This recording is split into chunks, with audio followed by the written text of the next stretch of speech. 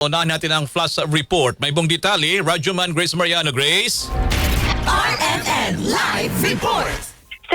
Sinertipikahang urgent ni Pangulong Ferdinand Bongbong Marcos Jr. ang House Bill No. 8418 o panukalang batas na magbibigay ng kapangyarihan sa Pangulo na suspendehin o bawasan ang excise tax sa mga produktong petrolyo sa panahon ng national o global economic emergencies.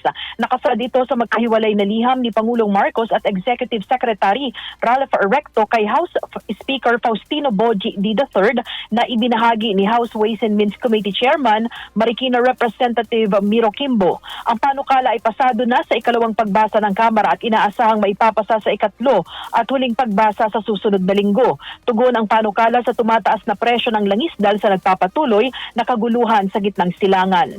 Kasama mo sa DCXL RMN Manila, Radyoman Grace Mariano, Tatak RMN.